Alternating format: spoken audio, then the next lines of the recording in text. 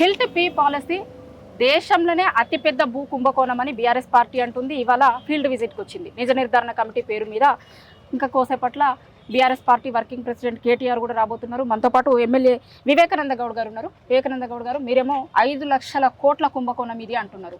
అసలు కుంభకోణం లేదు, ఏమీ లేదు, బీఆర్ఎస్ వాళ్ళకే కనిపిస్తుంది ఇది అని కాంగ్రెస్ పార్టీ వాళ్ళు అంటారు. ఏం చెప్పదలుచుకున్నారు?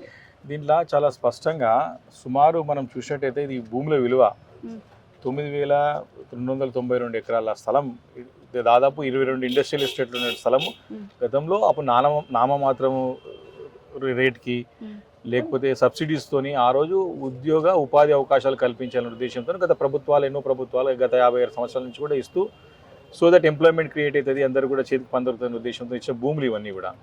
ఈ భూములలో మరి ముఖ్యమంత్రి రేవంత్ రెడ్డి గారు ఎందుకు ఆరోపణ చాలా క్లియర్గా ఇన్సైడ్ ట్రేడింగ్ జరిగిందంటే ఎక్కడెక్కడైతే ఇవి విలువగల భూములు ఉన్నాయో, మెయిన్ రోడ్లలోనేయో లేకపోతే కమర్షియల్ ప్రాపర్టీస్ అంటే రోడ్ సైడ్ ఉన్నాయో, డిమాండ్ ఉన్న ప్రాపర్టీస్ అన్నిటి కూడా ఆ ఇండస్ట్రీస్ మాట్లాడుకొని, సరే ఇక్కడ కొన్ని నడుస్తూ ఉంటే కొన్ని నడవయి మాట్లాడుకొని తక్కువ రేటుకు మాట్లాడుకొని ఈ యొక్క స్కీమ్ ఈ యొక్క పాలసీ తీసుకొచ్చి స్పష్టంగా అర్థమవుతున్నారు.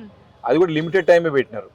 ఇంత పెద్ద ఎత్తున విలువగల భూములని నామమాత్రం రుసుముకి అంటే మార్కెట్ ధరలో గజానికి ₹1,00,000 ఉంటే మార్కెట్లో మనకి ఎస్ఆర్వే వాల్యూ వచ్చేసి కేవలం 15,000 20,000 కంటే ఎక్కువ ఉండదు. దాంట్లో 30% కట్టేసి దాన్ని మల్టీపర్పస్ జోన్ చేస్తే మీరు ఏమన్నా చేసుకోండి, అమ్ముకోండి, లేకపోతే రియల్ ఎస్టేట్ చేసుకోండి, ఏమని చేసుకోండి చెప్తా ఉన్నారు. అంటే కేవలం ₹6,000కే ₹1,00,000 విలువైన భూమిని దారాదత్తం చేసుకుంటూ మీరు దీంట్లో వ్యాపారం చేసుకోండి అని చెప్పేసి ప్రత్యక్షంగా ప్రభుత్వమే వారి ప్రోత్సహిస్తుందని స్పష్టంగా అర్థమవుతోంది.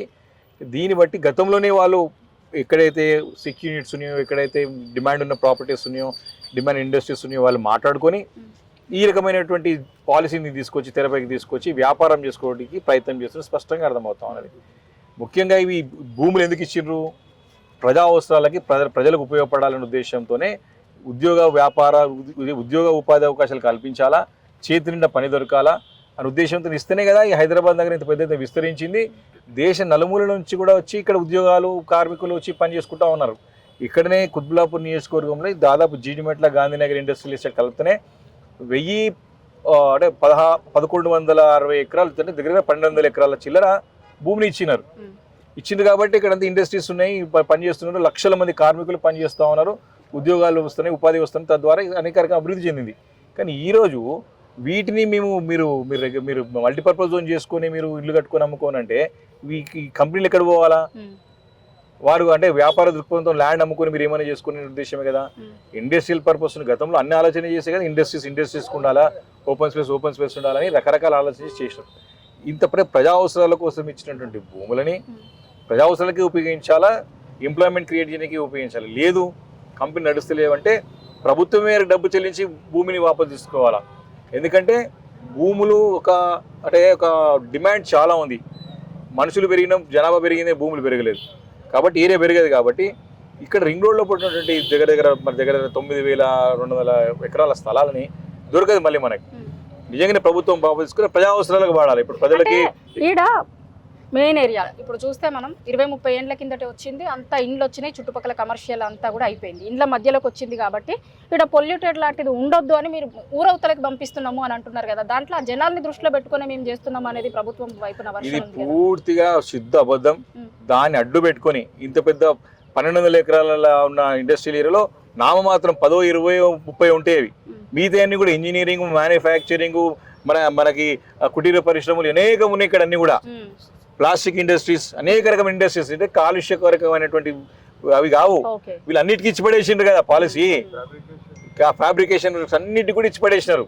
ఇది పెద్ద కుంభకోణము, దీన్ని అంతా తప్పుదో పెట్టించే ప్రయత్నం చేస్తున్నారు. నేను కూడా ప్రభుత్వంలో మంత్రులు మాట్లాడుతూ చెప్తా ఉన్నారు ఓన్లీ సిక్ యూనిట్స్కి ఇచ్చినామని చెప్పేసి. మంచి యూనిట్ కూడా సిక్ చేస్తారు. ఇప్పుడు సాధారణంగా భూమి వాల్యూ పెరిగినప్పుడు నేను డబ్బులు రానప్పుడు ఏం చేస్తాడు ఓ యజమాని, అరే నాకు ఎట్లకెళ్ళి జీతం ఇవ్వలేకపోతే నాకు హెల్త్ లేనప్పుడు ఆడికాడికి అయినప్పుడు ఏం చేస్తుంది, దీన్ని అమ్మేసి బయటపడితే అయిపోతుంది కదా అని చెప్పి దాన్ని సిక్ చేస్తాడు. ఇక వచ్చే లాభాలను కూడా వదిలిపెట్టేసి భూమి అమ్ముకుంటే అయిపోతుంది కదా, నేను సెటిల్ అయిపోతా కదా అనే ఉద్దేశంతో చేస్తారు. అంటే ఇది స్పష్టంగా అర్థమైంది ఏంటంటే దీంతో ఇది మొదటిసారి కాదు. గతంలో మూసీ పరివాహక ప్రాంతంలో ఉన్నటువంటి పరిసర భూములు కూడా కన్నేసి అది కూడా అరచకాలు సృష్టించింది అక్కడ. రెండోది కంచెకి వచ్చి భూములకు సంబంధించి కూడా 10,000 కోట్ల రూపాయలు ఏ రకంగా తనఖా పెట్టి ఆ భూములకి వెళ్ళి డబ్బులు తెచ్చిరో చూసాం. మూడోది ఎల్ఎన్టీ మెట్రో ఎల్ఎన్టీ దగ్గర విలువైన భూములు అని చెప్పేసి వారిని కూడా ఇక్కడికి వెళ్ళి వాళ్ళు కూడా ఇక్కడికి వెళ్ళి పొమ్మనగా పొగబెట్టి వాళ్ళని పంపించేశారు ఇక్కడ. ఈ రకంగా ముఖ్యంగా మళ్ళా ఇప్పుడు ముచ్చెర్లలో ఫార్మాసిటీ వరల్డ్ క్లాస్ ఫార్మాసిటీ కట్టాలని 20,000 ఎకరాలని గతంలో కేసీఆర్ గారి నాయకత్వంలో అంతా కూడా అక్యుములేట్ చేస్తే ఇప్పుడు ఆడబోయి రియల్ ఎస్టేట్ దందా చేస్తాడు ఈయన. అంటే ఈయన తెలిసిందంత ముఖ్యమంత్రి రేవంత్ తెలిసింది ఒకటే ఏంటంటే దళాల్గిరి రియల్ ఎస్టేట్ బ్రోకరేజ్ అని తప్ప వేరేది ఏం తెలియదు ఆయనకి.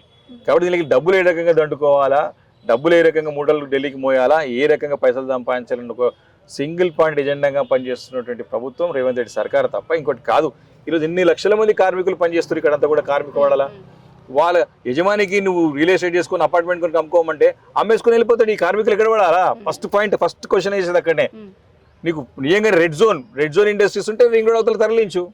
మనమే అప్పుడు గతంలో మా ప్రభుత్వమే తీసుకొచ్చింది, దానికి కూడా చెప్పింది ఏ రకంగా కావాలి. ఇప్పుడు ముచ్చర్ లాంటి స్థలం స్వీకరించిందే దాని గురించి కదా. అదే అడగబోతున్నా, మీరు కూడా గతంలో ఇచ్చిర్రు కదా, ఇట్లా ఇప్పుడు కట్టుబడుతుంది. మేము ఏమంటున్నామంటే రెగ్యులరేషన్ నామమాత్రము రేటుకి రుసుమికి ప్రభుత్వం విలువైన మేము ఇట్లా వేయలేదు, 30% చిల్లరగా వేయలేదు, 200%. దానికి డబ్బు పెనాల్టీ డబ్బుల శాతం వసూలు చేసినాం, చేస్తూనే చేసినాం. దాని తర్వాత ఇట్లా నామమాత్రం లేదా భూమిని వాపసు తీసుకున్నాం తప్ప ఇట్లా అడ్డికి పౌసరి లేక అమ్మేసి సొంతంగా లాభాలు గడించడానికి ప్రయత్నం చేయలేదు. ఇన్ని వేల లక్షల కోట్ల రూపాయలు వాళ్ళ జేబులకు పోతానికి అవకాశం ఉన్నది. వాళ్ళు ఆల్రెడీ ఇన్సైడ్ ట్రేడింగ్ చేసుకున్నారు, చాలా మంది అగ్రిమెంట్ చేసుకొని పెట్టుకున్నారు. అందుకే షార్ట్ టైం పెట్టి ఈ షార్ట్ టైంలో డబ్బులు ఎత్తేయాలనే ఉద్దేశంతోనే ఇదంతా కూడా చాలా ప్లాన్డ్గా పగడ్బందీగా జరుగుతున్నటువంటి ఇది ఒక కుంభకోణం. ఇది తప్పకుండా ఇది బయటపెట్టిన. ఇప్పుడు కూడా ఒకరేమో సబ్ కమిటీ రికమెండ్ చేసింది అంటాడు, జియోలనేమో సబ్ కమిటీకి సంబంధం లేదంటాడు, ఒక అధికారి ఏమో ఇది తప్పు అంటాడు, ఒక మంత్రి వచ్చేసేమో ఇది కరెక్టే అంటాడు. వారికి వారి అయోమయ పరిస్థితులు ఉన్నారు.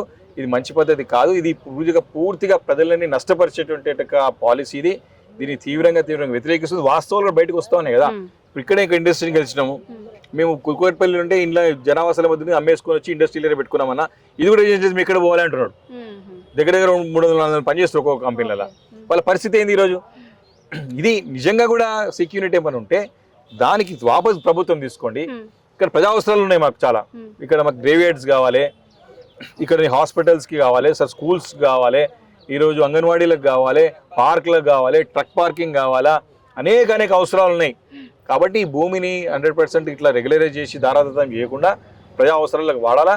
డబ్బులు కొని డబ్బులు పెట్టి వాపసు తీసుకోవాలి ప్రభుత్వం కావాలంటే. కానీ ఈ రకంగా బ్రోకరిజం చేసేసి ఈ రకంగా దారాదత్తం చేస్తా అంటే మాత్రం బీఆర్ఎస్ పార్టీ ఊరుకోదు. వాస్తవాన్ని ప్రజల ముందు పెడుతుంది, వారికి గుణపాఠం చెప్తుందని చెప్పి తెలియదు. ఇవాళ మీరు నిజ నిర్ధారణ కోసం వారం 10 రోజుల నుంచి కూడా దీన్ని చాలా సీరియస్ ఇష్యూగా బీఆర్ఎస్ పార్టీ తీసుకుంది. కానీ ప్రభుత్వం వైపు నుంచి అంటే వాళ్ళు ముందుకు పోతున్నట్లు కనిపిస్తుంది, కానీ దీని విషయంలో ఎట్లాంటి అటువైపు నుంచి రియాక్షన్ వస్తలేదు. మరి మీ నెక్స్ట్ స్టెప్ ఏంటి, ఏం చేయబోతున్నారు? ఈ రోజు స్పష్టంగా అన్ని రాజకీయ పార్టీలు దీనిపైన ముందు మేము ఫస్ట్ బీఆర్ఎస్ పార్టీ వచ్చిన తర్వాత ఇతర పార్టీలు ముందుకు వచ్చి కూడా దీన్ని వ్యతిరేకించడం స్టార్ట్ చేసినాయి. వాస్తవాలు గ్రహించి బయటకు వచ్చినారు. రెండోది, ఎవరైనా సరే ఈ పాలసీలు చేసుకుంటే ఖచ్చితంగా దానిపైన ఎంక్వైరీ చేపిస్తాం. ఎక్కువ రోజులు ఉండే ప్రభుత్వం కాదు ఇది. ఎప్పుడు గాల్లో బేడలు కట్టుకొని ప్రయాణిస్తారు తప్ప కింద అంతా డొల్లా, కింద ఏం లేదు. పైన షోపు టాప్ చేసుకుంటూ ముఖ్యమంత్రి ఢిల్లీ పోతుంది, అక్కడ ఇక్కడ కలుస్తుంది. కానీ మేము మొన్న కేసీఆర్ గారు అక్వైరీ చేసినటువంటి ల్యాండ్ 18,000 20,000 ఎకరాలలో పోయి షోపు టాప్ చేస్తున్నాను. ఆ సిటీ ఈ సిటీ అని చెప్పేసి ఉన్న సిటీని గాలికి వదిలేసి లేని సిటీని గాలిలో మెడలు కడతాం అన్నాడు. కాబట్టి ఆయన ఉండే ప్రభుత్వం కాదు ఇది. ఎవరైనా సరే దీన్ని ఇరుక్కుంటే మాత్రం తప్పకుండా ఎంక్వైరీ చేస్తాం, ఆ కుంభకోణాన్ని బయటపెడతాం, దాన్ని ఖచ్చితంగా క్యాన్సిల్ చేస్తాం. ఖచ్చితంగా మన ప్రభుత్వం భూమిని వాపసు తీసుకుంటామని తీవ్రంగా హెచ్చరిస్తా ఉన్నాం. తప్పకుండా జరగబోతుంది ఇది కూడా. థ్యాంక్ యూ అండి.